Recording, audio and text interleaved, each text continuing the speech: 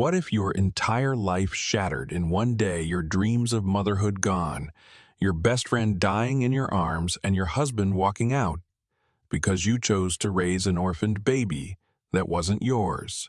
Elena never planned to be a single mom, but love had other plans.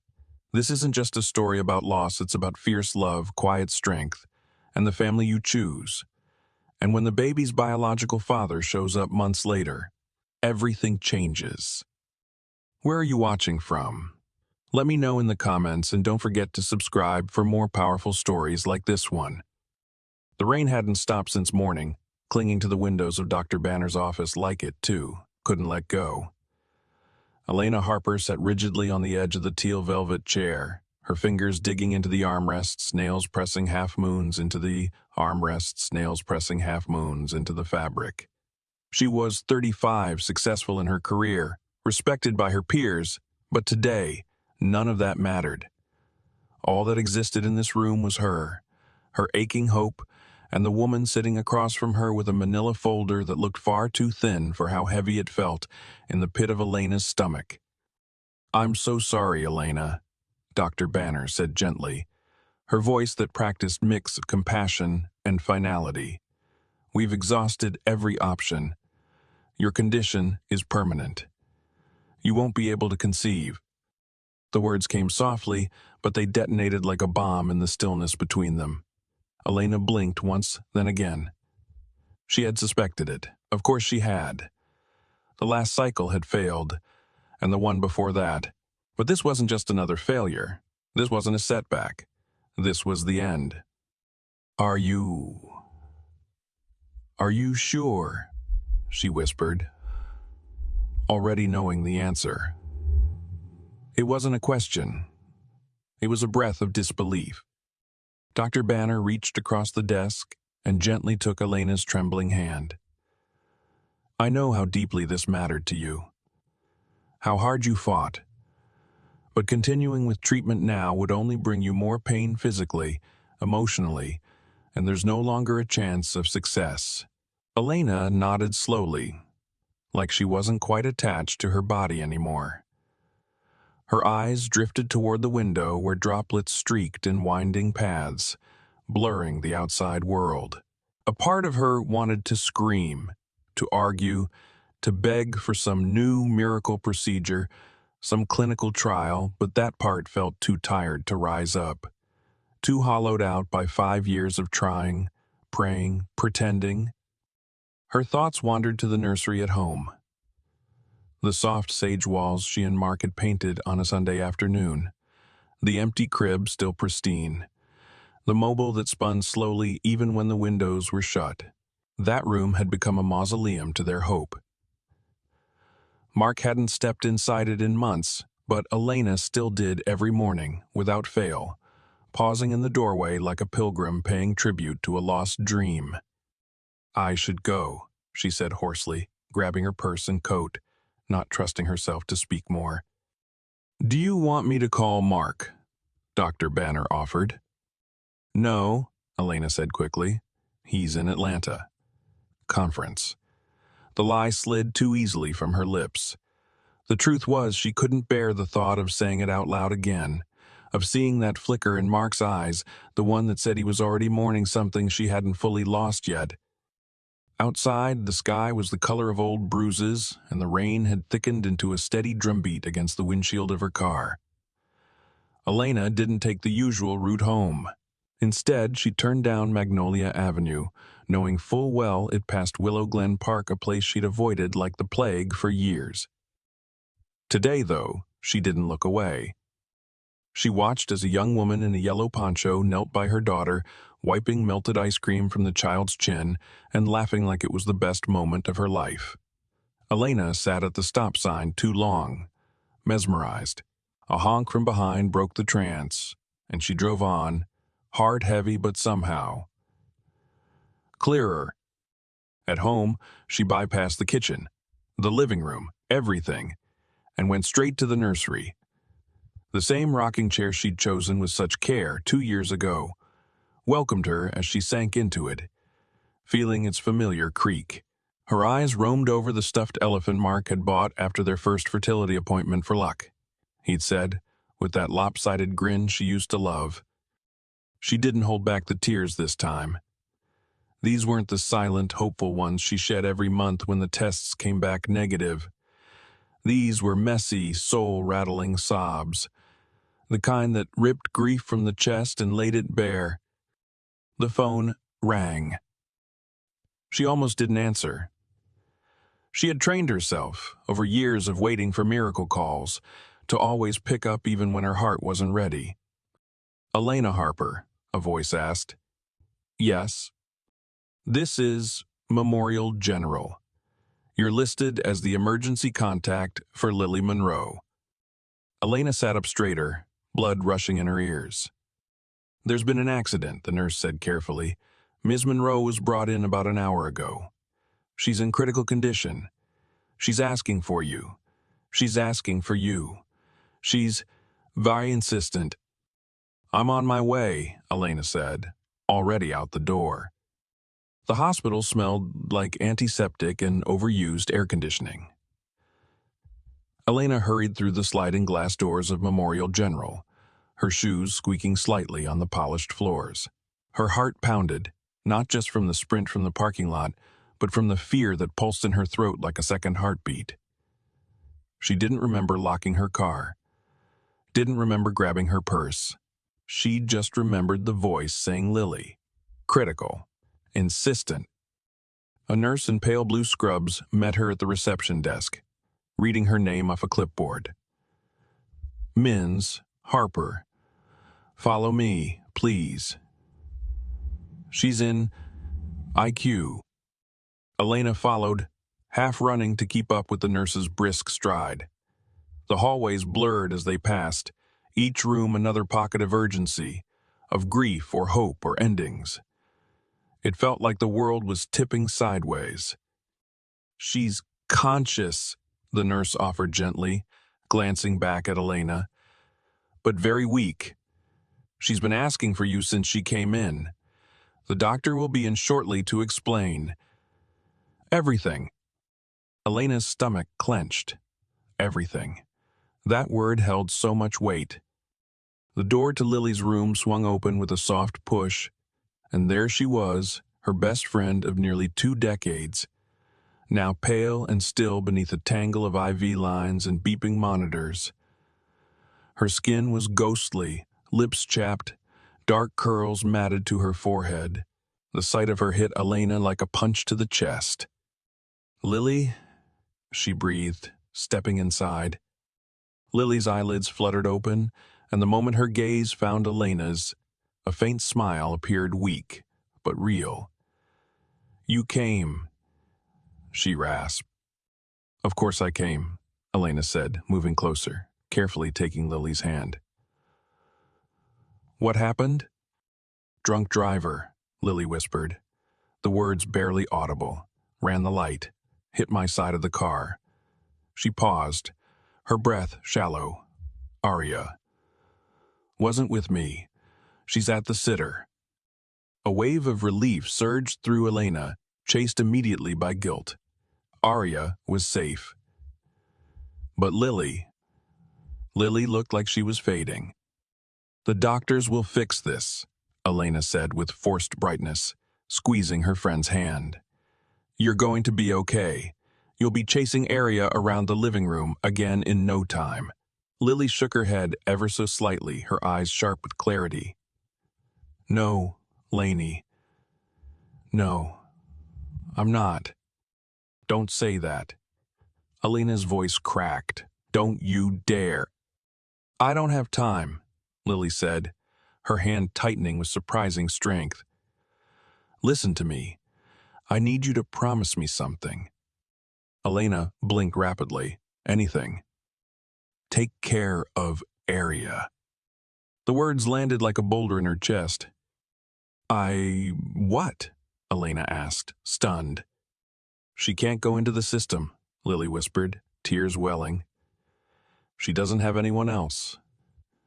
My parents, they won't take her. You know that." Elena nodded slowly, numb. She knew all too well Lily's parents had disowned her when she decided to keep the baby. They hadn't spoken in almost 2 years. "You're the only one I trust," Lily continued.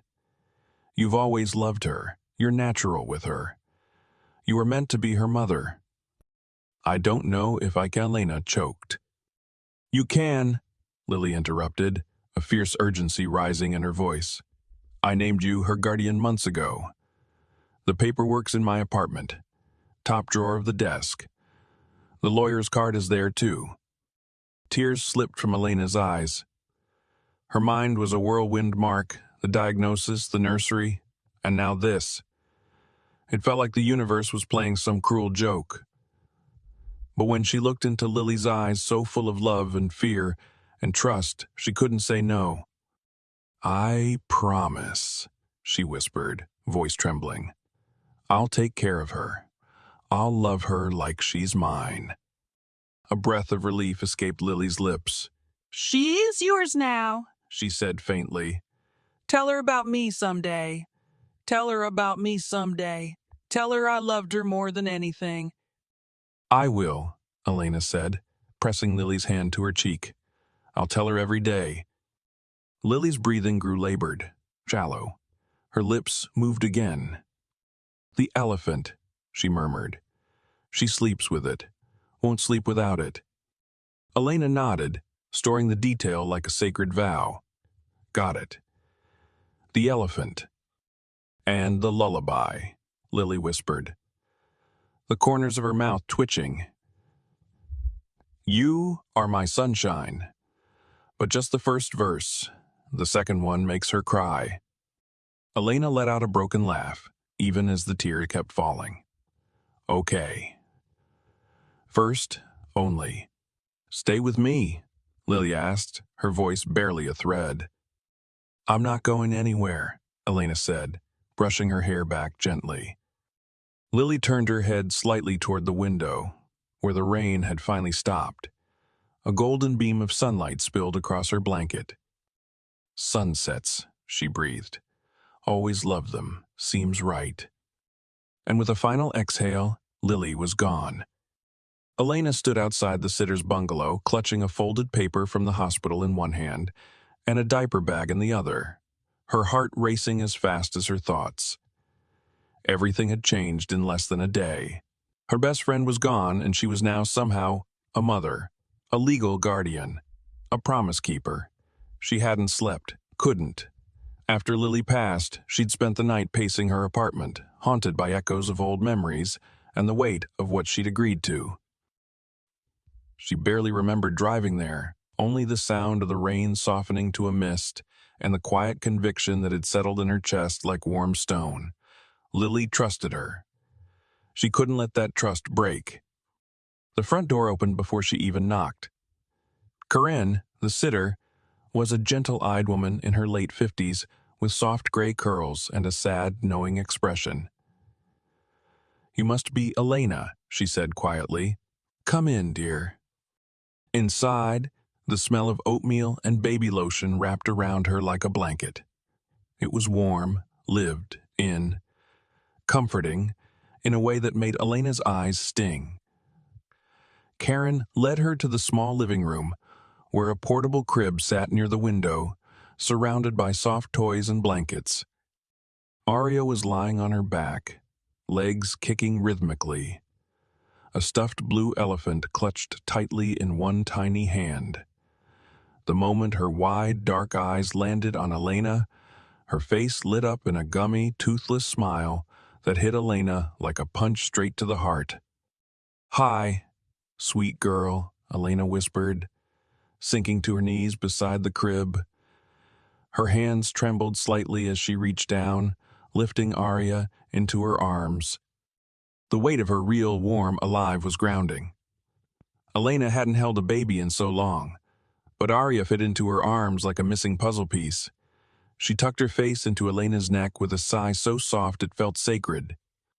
Karen watched silently for a moment before speaking. "Lily always said you were the most responsible person she knew," she said gently. "Told me that if anything ever happened, you were the one." Elena swallowed hard, nodding. I won't let her down. They packed a small duffel bag with the baby's things, diapers, formula, onesies, a well-loved picture book with a bent corner, and, of course, the elephant.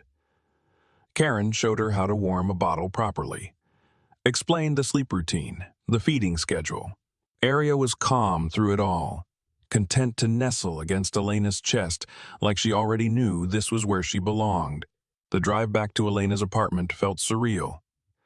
Every red light gave her a chance to glance into the rearview mirror, where Aria sat secured in a borrowed car seat, kicking her feet and chewing on the ear of her elephant. Her tiny face was curious, unbothered, taking in the world without knowing how much of hers had just changed. Back home, Elena paused at the front door. She stared at the handle for a long moment, the baby dozing lightly in her arms. When she finally opened it, the familiar scent of lavender and old books greeted her, but everything inside suddenly felt foreign.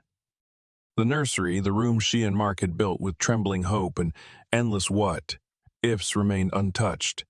She couldn't bring herself to go in yet. Not there. Not there. Not with someone else's baby in her arms. Not with everything broken open. Instead, she walked into the guest room and laid Aria gently on the bed, surrounding her with pillows.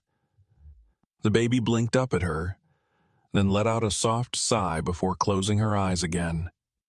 Elena sat on the edge of the mattress, hands folded in her lap, trying to breathe. The weight of the promise she'd made pressed on her chest. She could hear Lily's voice in her head, soft, fierce, scared, but trusting. You're meant to be her mother.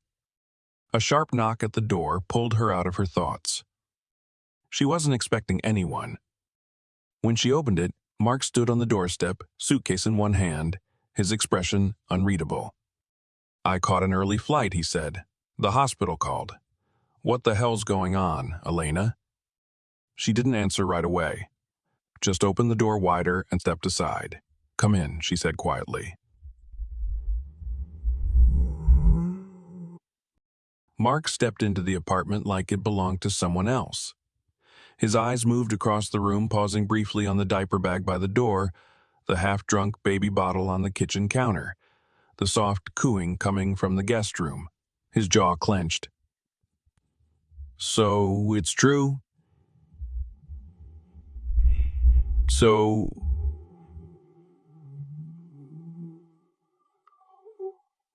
Elena closed the door quietly behind him.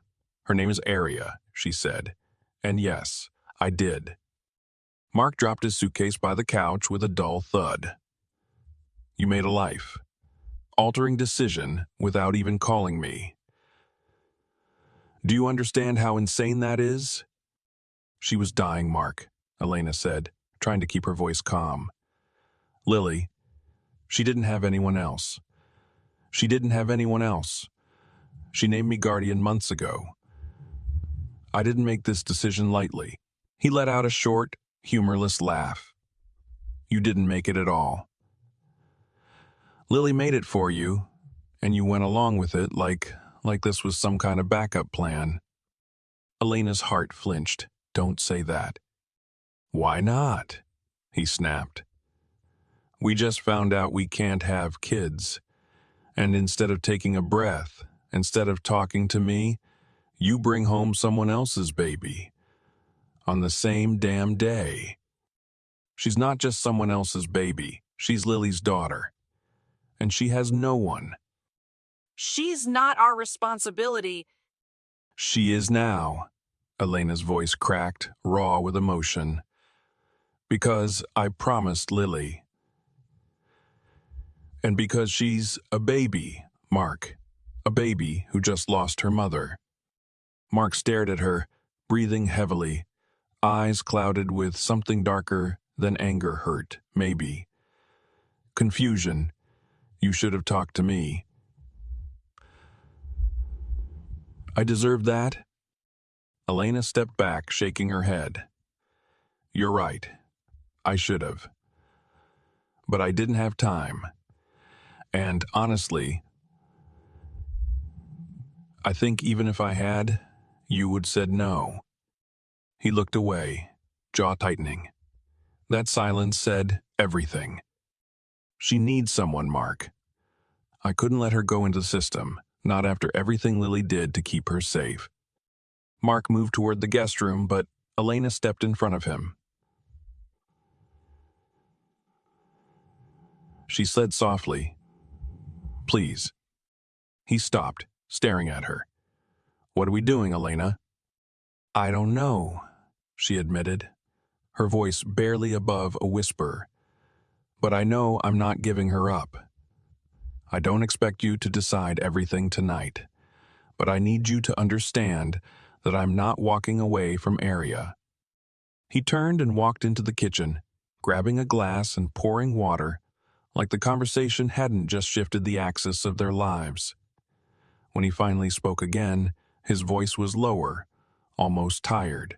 "I always thought we were in this together, but lately, I don't even recognize you." Elena leaned against the wall, arms crossed to hold herself together. "Maybe you never really saw me." He didn't answer that, just stared at the glass in his hand like it might offer some clarity. That night, Elena didn't sleep. She sat beside Aria's crib in the guest room, rocking slowly in the old armchair her mother once used, watching this little girl breathe in and out. Mark didn't come in. The apartment was silent except for the gentle ticking of the wall clock and the occasional rustle of blankets. The next morning, he packed another bag. "I'm going to stay with my brother for a while," he said without looking at her. Elena nodded, numb. "Okay." He paused at the door. I need time." She looked at him then. Really looked and realized that the man she loved had started slipping away long before Aria entered their lives. Maybe this was just the moment she'd finally stopped trying to hold on. After he left, she picked up Aria and held her close, her voice trembling as she whispered into the soft hair by the baby's ear. "It's just us now, little one. But I promise we're going to figure this out. Somehow." The morning light crept through the blinds as Elena moved quietly around the apartment, Aria nestled in the crook of her arm, a bottle balanced in one hand and exhaustion thick behind her eyes. She hadn't heard from Mark since he walked out 2 days ago. No calls, no texts. Just silence and a growing sense of finality. But Elena didn't have time to fall apart. Not now. Not with a tiny life depending on her. She'd converted the guest room into Aria's temporary nursery, overnight moved in a crib she ordered for next-day delivery, stacked diapers and wipes along the dresser, and even found an old mobile in a box she hadn't opened in years. The room wasn't perfect, but it was functional. Safe. Warm. Everything Lily would wanted for her daughter. At 9 a.m., she stood outside the sitter's house again, her coat flapping in the early spring wind. Karen opened the door and gave her a long, knowing look. "You didn't have to do this alone," she said gently, helping carry out the last of Aria's things. "I did," Elena replied, holding Aria tight against her chest. "But thank you for everything." "She's a lucky girl," Karen said, as she brushed a tear from her cheek. "Lily made the right choice." Elena nodded, unable to speak. The drive home was a strange mix of chaos and clarity. Aria cried for part of the trip, then quieted when Elena hummed softly, her tiny hand wrapped around one of Elena's fingers with surprising strength. Every time Elena looked at her in the rearview mirror, she felt something shift inside her, not just fear or grief, but something steadier, fierce. A need to protect. Back at the apartment, Elena went into autopilot. She warmed a bottle, changed a diaper, found a clean one's eye with ducks on the front that Lily must have picked out. Aria looked up at her with sleepy eyes after feeding, her little head resting against Elena's shoulder, as if this was where she'd always belonged. That night, after finally rocking Aria to sleep with the first verse of "You Are My Sunshine," Elena stood in the doorway of the nursery, watching her. The apartment was silent again, but it didn't feel empty. The next day, she called her office and requested emergency family leave. "My best friend passed away. She explained softly to her. She named me guardian of her infant daughter. I need time to... Her boss, Marcy, was unexpectedly kind. Take what you need, Elena. We'll hold your position. Let me know how we can support you. By the time the weekend rolled around, Elena had met with Lily's lawyer to begin the guardianship process. There were so many forms, so many steps. And though she was doing it all, every night she still found herself wondering, what if Mark doesn't come back? What if I'm really doing this alone? Sunday evening, the door opened again. Elena looked up from the floor where she was folding tiny clothes, Arya gurgling beside her on a blanket. Mark stepped inside slowly, like he wasn't sure he belonged anymore. So, he said, his eyes landing on the baby, "You're really doing this?" "I am," Elena replied without hesitation. He looked tired, haunted, even. "I've been thinking a lot." Elena stood, lifting Arya. "And I'm not ready for this," he said flatly. "I don't think I ever will be." Elena felt the final crack inside her heart as she nodded. "Then, say what you came to say. I think we need to talk about separation. Maybe even divorce." There it was, cold and clear. She felt Arya shift in her arms, tiny hands clutching at her collarbone. "Okay," she whispered, "if that's what you need." Mark looked away. "I never wanted it to end like this." Elena swallowed the lump in her throat. "Neither did I. But I won't give her up, Mark. I made a promise." "I know," he said, "and maybe that's the difference between us." As he walked out again this time, for good, Elena turned to Arya, pressing her lips gently to her soft hair. "It's just us now, sweetheart. It's just us now, sweetheart," she said through tears. "But I promise we're going to be okay. I'll never let you go." Elena stood at the window, the pale morning light casting long shadows across the nursery floor. Arya lay in the crib behind her, gently kicking at the air, babbling to herself with the innocent enthusiasm only a baby could manage. It had been 4 days since Mark walked out for the last time. 4 days since the life Elena thought she'd built shattered and reformed into something unexpected, something terrifying. Yes, but also strangely clear. There was no more waiting. No more what if. The soft buzz of Elena's phone pulled her attention back to the present. It was a message from Rachel, a colleague from work, and one of the few people Elena considered a true friend. Still offering that spare room if you need it. "No pressure, you're not alone, okay?" Elena stared at the message, her eyes stinging. She hadn't told many people what had happened. Only a few coworkers knew about Lily's death. Even fewer knew about Lily's death. Even fewer knew about Mark leaving. She'd kept it all in, holding it together for Arya's sake. But Rachel's quiet support broke through that wall, just a little. She texted back, "Is the offer still good? I don't think I can stay here much longer." Rachel replied instantly, "Of course. Come whenever you're ready. We'll figure it out together."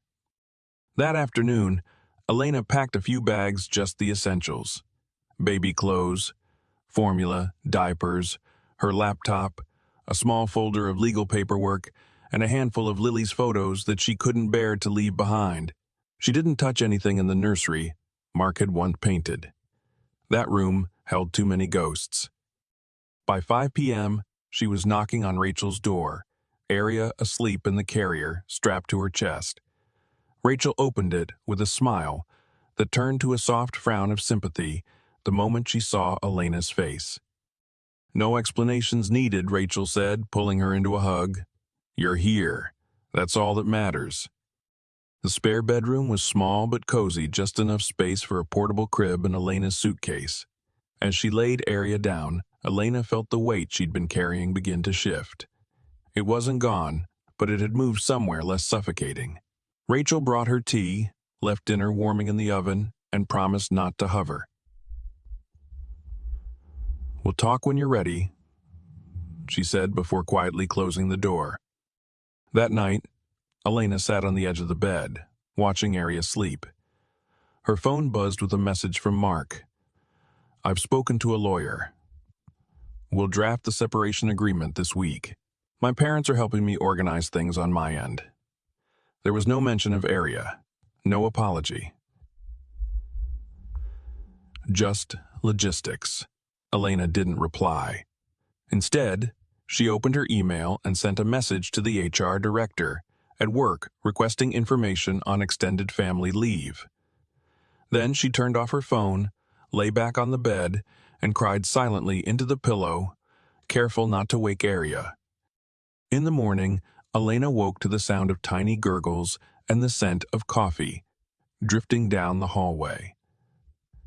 Arya was wide-eyed and grinning up at her, one hand tangled in the elephant's ear. It was the first time Elena had smiled in days. After breakfast, she sat at the kitchen table with Rachel, explaining everything: Lily, the accident, the promise, and the unraveling of her marriage. Rachel didn't interrupt. When Elena finally finished, her friend reached across the table and gave her hand a firm squeeze. "You did the right thing," she said simply. "I'm proud of you." Later that afternoon, Elena made a list. She needed to contact Lily's lawyer, open a separate bank account, start looking for affordable apartments. Everything felt overwhelming, but for the first time, there was a direction, a plan. She taped the list to the wall beside Arya's crib. That evening, as she rocked Arya to sleep, Elena whispered into the dark, "We're starting over. You and me. And it won't be easy. But I promise we'll find our way. One step at a time." Outside, the city kept moving. But inside that little room, Elena finally felt still. Not because things were perfect, far from it, but because, for the first time in weeks, she believed they were going to be okay. Elena adjusted the strap of the baby carrier as she stepped into the modest apartment lobby. Arya nestled against her chest, half asleep from the car ride. The building was old but clean, with wide windows letting in the late afternoon sun and the faint scent of lemon cleaner in the air. Rachel's cousin, Anita, greeted her with a warm smile, clipboard in hand. "It's small," Anita warned as she unlocked the door to Unit 2, "but it's quiet, and the landlord keeps up with repairs. There's a park across the street, good light, and honestly, it's been empty for a week. Everyone's waiting for the college kids to come back and fill the larger places." Elena stepped inside and looked around. The living room was compact, just big enough for a futon and maybe a small table. A narrow galley kitchen lined one side, and a short hallway led to a bedroom, barely large enough for a double bed, and a tiny bathroom, with cracked tiles. But there was sunlight. So much sunlight. The walls were a pale, peeling cream, and the carpet had seen better years, but the windows were generous, and Arya stirred in her sleep, sighing as if even she felt the peace in the space. "I'll take it," Elena said without hesitation. Anita raised an eyebrow. "Don't want to think about it?" "I have," Elena replied softly. "This feels right." She signed the lease the next morning, dipping into the last of her savings to cover the security deposit and first month's rent. Rachel insisted on driving her to pick up essentials: a futon, a folding table, 2 mismatched chairs from a thrift store, and a second-hand crib that Rachel's boyfriend assembled with impressive speed. They stopped for diapers, formula, a cheap set of kitchen utensils, and shower curtain with tiny rubber ducks that made Arya laugh when she saw it. By Saturday night, Elena stood in the center of her new apartment, Arya sleeping in the crib beside her, the living room mostly empty save for a few boxes and the soft hum of the ceiling fan. It wasn't perfect, not even close, but it was theirs. For the first time since Lily died, Elena felt like she could breathe. The days that followed moved in a blur of formula: stained onesies, midnight feedings, and long walks in the nearby park. Elena fell into a rhythm, tentative but real. She applied for emergency family leave and was granted 3 months at half pay. It wasn't much, but it would give her time to figure things out. Lily's lawyer helped her begin the adoption process, complex, emotional, and overwhelming in every direction. She sat in the waiting room with Aria, filling out forms that asked questions she didn't know how to answer. "Do you intend to raise the child as your own?" one form read. Elena stared at the words before underlining them. "Absolutely." True to form, Mark's lawyer delivered divorce papers 2 weeks after she moved out. The envelope sat unopened on her kitchen counter for 2 days before she finally opened it.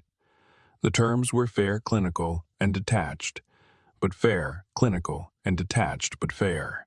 Elena signed without hesitation. There was nothing left to fight for. What she hadn't expected was the kindness that started showing up from strangers. Her neighbor, across the hall, a sprightly older woman named Mrs. Chen, brought over a tray of dumplings one evening. "I heard the baby crying. I had 4 of my own. 1 baby is nothing," she said with a wink, then offered to babysit when Elena needed to run errands. Rachel remained a lifeline, dropping by with groceries, watching Aria so Elena could shower, and dragging her out for brief walks when the walls started to close in. Even Olivia, a friend from Elena's college days, reappeared after hearing about everything through the grapevine. She showed up with wine, takeout, and the kind of honesty only old friends can get away with. Daniel was always a little controlling, she said, as she rocked Aria gently in her arms. "I didn't say anything because you looked so determined to make it work." "I was," Elena admitted. "I thought I had to be." Olivia studied her for a moment. "And now?"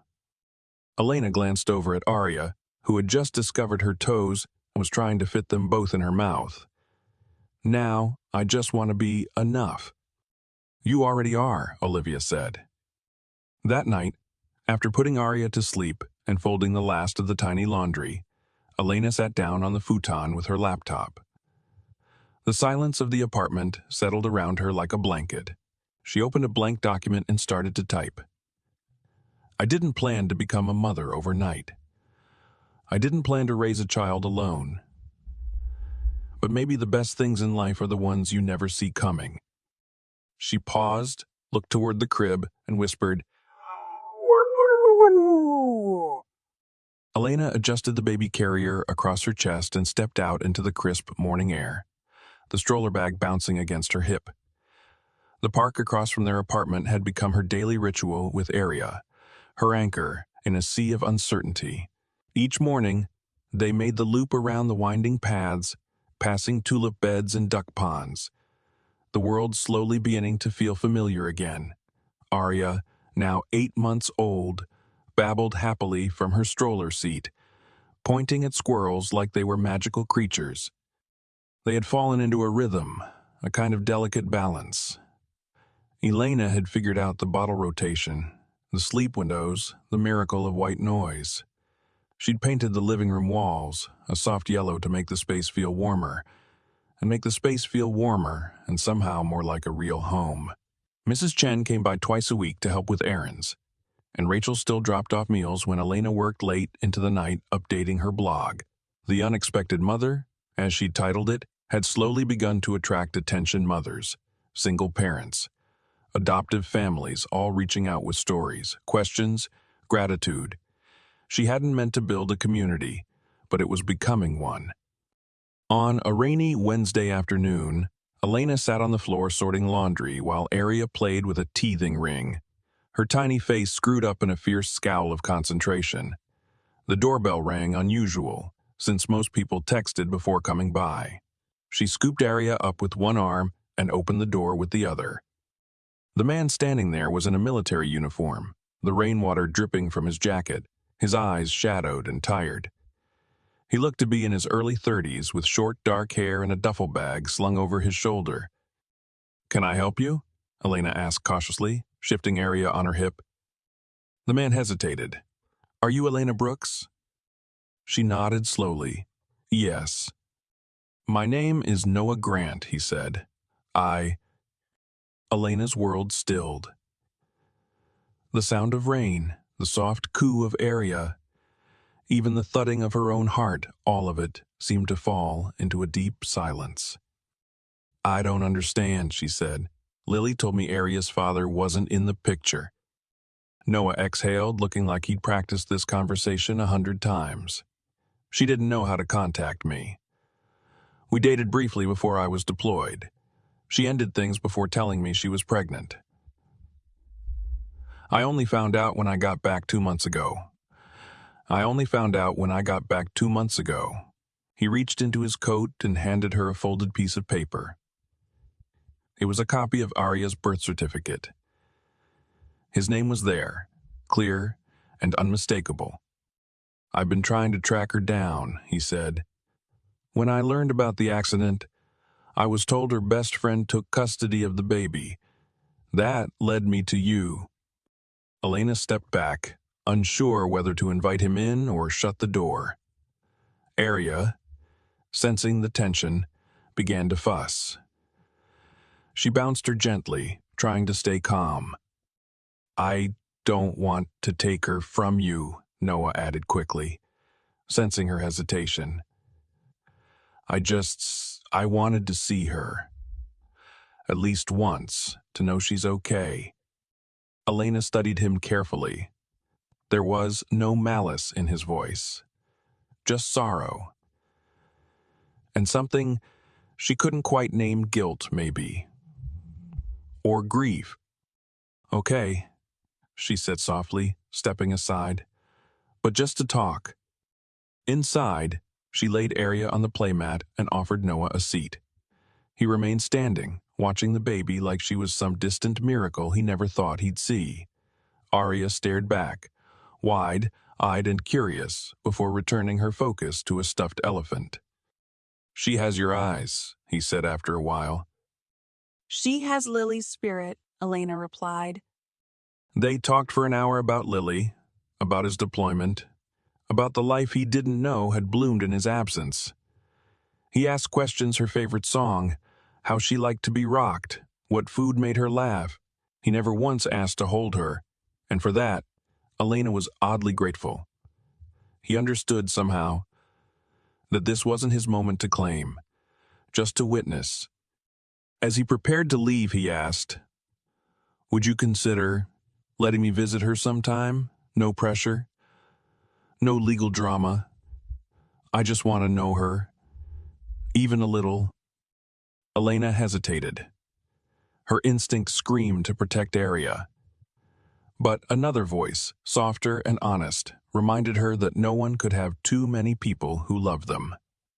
"I'll think about it," she said, then added quietly, "She's not just Lily's anymore. She's mine too." Noah nodded. "I can see that. Thank you. For everything." When the door closed behind him, Elena sank onto the couch, heart pounding. Arya crawled toward her, babbling nonsense, her tiny hand reaching up to grab her mother's sleeve. Elena pulled her close, breathing her in.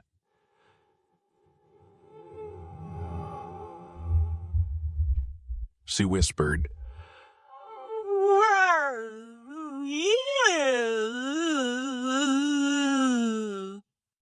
A week passed before Elena texted Noah. She had replayed his visit countless times, weighed every word, every glance, every unspoken question in his eyes. He hadn't pressed, hadn't made demands, and maybe that was what stayed with her most. He had come not to take, but to know, to acknowledge. To acknowledge, to love quietly from a distance, if that was all he could offer. She typed, "If you'd like to meet Arya again, we're usually at the park across from our apartment Saturday mornings. 10 a.m. We'll be near the swings." The reply came less than a minute later. "I'll be there. Thank you, Elena. Truly." That Saturday, the sun rose into a clear blue sky, the kind of morning that made the city feel gentler. Elena dressed Arya in her favorite polka dot overalls and packed a bag with snacks, wipes, and the essential elephant plush. She wasn't sure what she was expecting from this second meeting. Awkwardness, maybe. Hesitation. But when she saw Noah standing at the park entrance, holding a small pinwheel that spun in the breeze, she felt a strange calm settle over her, like something broken was slowly beginning to align. "Noah?" she greeted as they approached. Arya clutched her finger, toddling beside her with wide-eyed curiosity. "Hey," he said, crouching slightly to Arya's level. "Hi there, little one." Arya stared at him solemnly, then pointed at the pinwheel in his hand. "Spin?" He grinned. "You like this. It's yours." She took it with both hands, then looked up at Elena for approval. Elena gave her a nod and a gentle smile, her heart aching with the weight of it all. For the next hour, they walked together through the park. Arya ran from swing to slide, chasing pigeons and laughing at bubbles. Noah blew from a small tube he'd pulled from his jacket pocket. He didn't try to guide her or carry her. He simply followed her lead, occasionally looking to Elena as if to silently ask, "Is this okay?" And it was. Elena watched him closely, the way he listened when Arya babbled nonsense, how he crouched beside her to marvel at a worm she found on the sidewalk, how his gaze softened every time she looked his way. It wasn't a performance. It was reverent. When Arya began to tire, rubbing her eyes and growing fussy, Elena picked her up and settled her into the stroller. "Time for nap," she said softly, brushing a strand of hair from her daughter's cheek. "She's incredible," Noah said, standing beside her. "Thank you for letting me see her." Elena nodded. "I can't promise everything," she said honestly. "But if you'd like to keep seeing her slowly, gently, we can try. For her sake." "I'd like that," Noah said. "Whatever pace you're comfortable with." They made it a routine. Every Saturday, same park, same time. Some days, Noah brought little surprises, bubbles, picture books, a small toy xylophone. Other days, he simply showed up with quiet presence and a smile, never overstepping, never pushing. By the fourth week, Arya was calling him No I. By the sixth, she was reaching for him at the swings, trusting him to push her, giggling wildly every time she soared. Elena found herself beginning to trust him too. Not because of what he said, but because of what he didn't. He never questioned her parenting, never pushed for more than what she offered, and always deferred to her comfort. He respected the fact that she had been there first, that she had carried Arya through the darkest months. Over coffee one morning, she told him, "You're not what I expected." Noah smiled. "I hope that's a good thing." "It is," she admitted, "but I need to ask, what do you want, long term?" He took a moment, sipping his drink before answering. "I want to be in her life, not to take over, just to belong in some small way. Maybe one day she'll ask about her birth father, and I'll be able to say I was there not from the beginning, but as soon as I could be." Elena looked down at her coffee, then at Arya, who was asleep in her stroller, clutching the elephant in one hand and the pinwheel in the other. "That," she said quietly, "might be exactly what she needs." Elena stared at the phone as her lawyer's voice echoed in her mind. "To finalize the adoption, we'll need Noah's formal consent. The court requires the biological father to acknowledge the transfer of parental rights." She had known this moment was coming, but hearing it out loud made it feel real, immovable. It wasn't fear exactly. Noah had given her no reason to doubt his intentions, but the permanence of it all hit differently. That evening, she invited Noah over after Arya was asleep. The apartment was quiet except for the hum of the monitor beside the couch. She paced until she heard the knock, then opened the door to find him standing there, hands tucked in the pockets of his jacket, his expression cautious but warm. "Everything okay?" he asked the moment he stepped in. "Is Arya all right?" "She's fine," Elena said quickly. "This is about the adoption. I just got off the phone with my lawyer." Noah nodded and sat at the edge of the futon. I figured it would come up eventually. She said the court can't finalize anything unless you formally sign your consent. Elena paused, searching his face for any shift, any trace of second thoughts. That means giving up legal rights. Noah leaned forward, elbows resting on his knees. Elena, he said gently, you're Arya's mother. You've been there since the beginning. I have no intention of disrupting that, not now, not ever. Relief broke over her like a wave. She blinked hard, willing herself not to cry. I'll sign whatever I need to, he continued. But can I ask for something in return? Her stomach tensed. What kind of something? Not custody, he said quickly, holding up his hands. Not even joint anything. I'd like to be acknowledged. Maybe legally recognized as her biological father. No change in her home, no change in her home, no change in decision. Making, unless you want it. Just something that tells her, one day, that I didn't walk away. Elena studied him, heart pounding. It wasn't an unreasonable request. In fact, it was perhaps more generous than most. He was asking for connection, not control. You'd still give consent to the adoption. Yes, absolutely, Noah said. You'll have full custody, but maybe I could have some visitation, something official.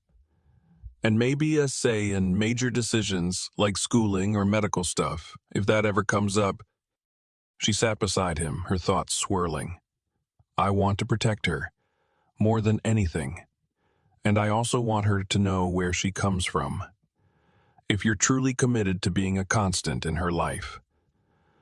I think that could be good for her. I am, he said softly. I didn't get the start I wanted with her, but I'm here now. They sat in silence for a moment, the monitor beside them crackling softly with the sound of Arya's breathing. Elena let out a slow breath and nodded. Okay, we'll talk to the lawyer. See what that arrangement would look like.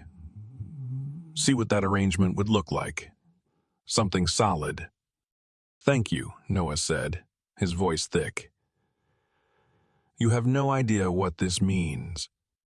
Later that week, the lawyer outlined a shared legal structure.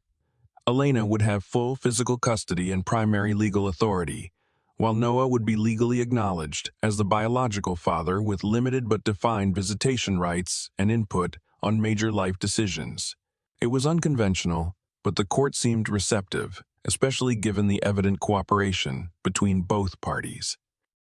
When Elena told Noah that the paperwork was ready, he showed up early at the lawyer's office, freshly shaven and wearing a pressed shirt that still bore faint creases from careful ironing. He signed without hesitation, reading each line carefully, nodding at each clause. Afterwards, they walked outside together. The afternoon was warm, the sky brushed with hints of summer. Noah paused before getting into his car. I've accepted a permanent position at the VIA hospital, he said, casually. I'm staying in town. Elena looked at him, surprised. Really? He smiled. Yeah, I figured. Arya's here. My future is here. I want to build something that doesn't end with just park visits and weekend walks. She didn't know what to say, so she just nodded. But her heart felt something unfamiliar, something steadier than hope and warmer than relief. Maybe, just maybe, they were building more than one kind of family. The courthouse was quieter than Elena expected. Morning sunlight filtered through tall windows, casting long beams across the polished wood floor.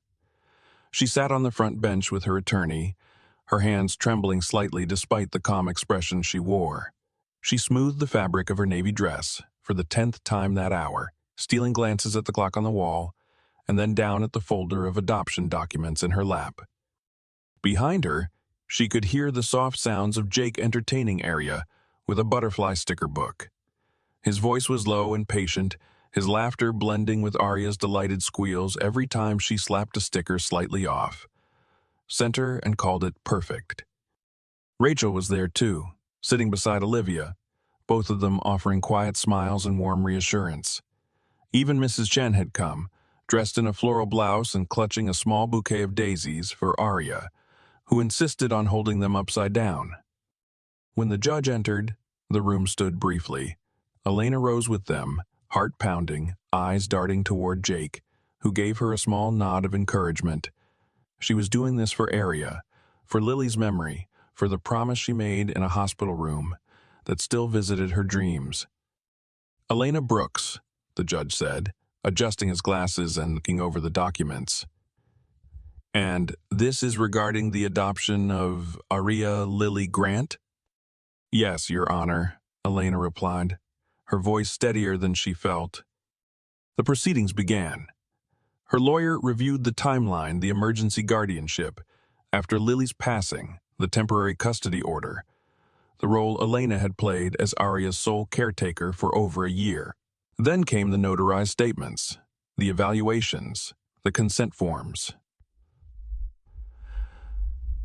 When the judge reached the one signed by Noah, he paused, looking up.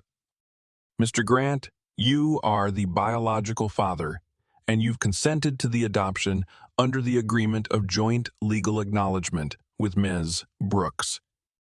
Jake stood, holding Arya in his arms now. "Yes, Your Honor. I support the adoption completely. Elena is Arya's mother. I just want to be part of her life too." The judge studied them for a moment, then smiled. "It's rare we see this level of cooperation. It's clear to the court that Arya is surrounded by love, stability, and intentional care. That's exactly what we hope for in every case." Elena's breath caught as the judge reached for the final form. As of today, this court recognizes Elena Brooks as the legal adoptive mother of Arya Lily Grant, with full physical custody and primary legal authority, and Jacob Grant as her acknowledged biological father with shared input on major life decisions. The words landed with more force than Elena expected. Her knees almost gave as she sank back into her seat, blinking away the tears she could no longer hold back. Jake leaned down, whispering into Arya's ear, "Guess what, little one? It's official now. You're stuck with both of us." Olivia let out a small cheer, and Rachel clapped quietly, dabbing at her eyes. Even the court clerk cracked a smile. When the hearing ended, they stepped out into the hallway, where Elena finally let herself exhale. Jake handed her Arya, and she pulled her daughter close, pressing her lips to her soft hair. "It's official, sweet girl," she whispered. "You're mine, forever." They celebrated with lunch at Elena's favorite diner, a cozy place with checkered floors and milkshakes that came in tall metal cups. Arya, overwhelmed but cheerful, smeared ketchup across her grilled cheese, while Jake helped her color a paper placemat into a chaotic rainbow. Rachel snapped a photo of them at the booth, Elena laughing, Jake mid-eye. Roll at Arya's attempt to drink both their sodas, Arya grinning with crayon on her chin. Later, Elena would look at that photo and realize it was the first time she'd felt completely whole in over 2 years. By mid-afternoon, they were back at the apartment. Arya had dozed off in the car, and Elena carefully carried her inside, settling her into the crib with the elephant plush tucked beside her. She lingered for a moment, watching the rise and fall of her daughter's chest, her small fingers still curled around the corner of her blanket. Back in the living room, Jake stood near the window, looking out at the park where they'd first begun their Saturday visits. Elena joined him, shoulder to shoulder, both of them silent for a moment. "You okay?" he asked. She nodded. "Yeah, I think I'm more than okay." Jake glanced at her, his expression warm. "You're not doing this alone anymore." Elena looked at him and, for the first time, believed it completely. "No," she said softly, "I'm not." The apartment still smelled like frosting and balloons. A few ribbons clung stubbornly to the bookshelf, and the pink paper banner reading "Happy Second Birthday" area drooped slightly across the living room window. Arya had finally crashed after a long day of laughter, sugar, and more attention than any toddler could handle. Elena stood in the doorway to the bedroom, arms folded, watching her daughter sleep, one hand clutching her beloved elephant, the other resting atop a new picture book from Jake. She didn't move until she heard gentle clinking in the kitchen. Jake was rinsing dishes, sleeves rolled up, hair slightly tousled from hours of crawling on the floor and letting Arya pile plastic bracelets on his head. Elena walked in quietly, grabbed a towel, and began drying plates without a word. "That was some party," Jake said with a tired smile. "She's going to be talking about that cake for a week." "She already asked for more before she fell asleep," Elena replied, grinning. "I told her she could dream about it." They worked in companionable silence, the kind that only came from shared purpose, shared memories. When the last dish was set aside, Jake leaned against the counter, drying his hands. "Elena," he said, tone suddenly more serious, "can I ask you something?" She looked up, heart skipping. "Of course." He hesitated. "A year ago, I didn't know she existed. I was still trying to adjust to civilian life, to everything I'd missed. I never imagined this, being part of something that feels this right. It hasn't been easy," Elena admitted, "for any of us." "I know, but through everything, you've let me be here. Let me grow into this, Rolly, and I don't take that for granted." He paused again, then looked her in the eyes. "I want us to be a family." Elena blinked. "We already are." "I mean," he said, stepping closer, voice softer, "more than just co-parents. Not just park visits and birthday parties. I want to build something with you, with Arya. For real." She felt her breath catch, caught between disbelief and something warmer, something dangerously close to hope. "I'm not asking you to decide anything now," Jake added quickly.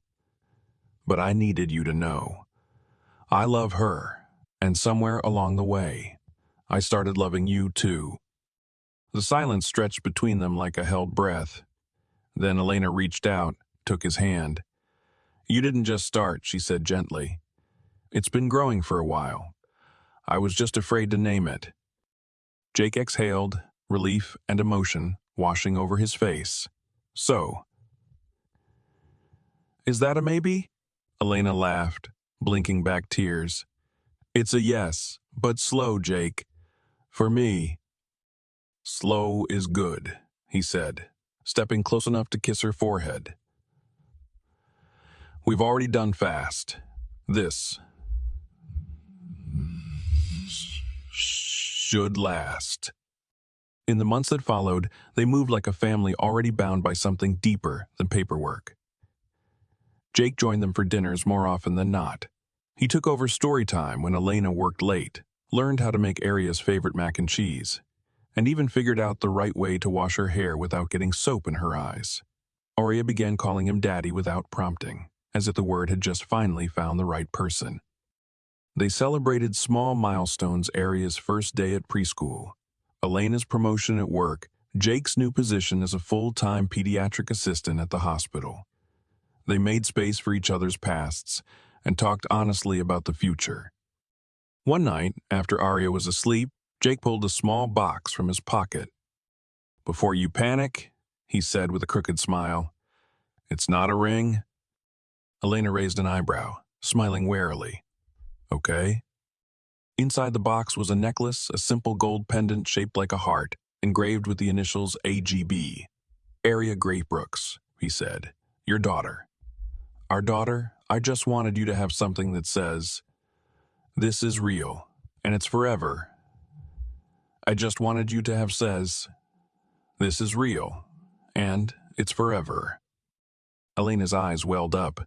You didn't have to do this. "I know," Jake said, gently clasping it around her neck. "But I wanted to." She leaned in and kissed him soft, certain, without fear. And this time, there was no turning back. That night, As she lay in bed beside him, Aria's steady breathing through the monitor humming like background music to their new life, Elena realized something remarkable. She hadn't just kept a promise to a friend, she had built a future. A messy, beautiful, unplanned, and completely miraculous future. And she wouldn't trade it for anything.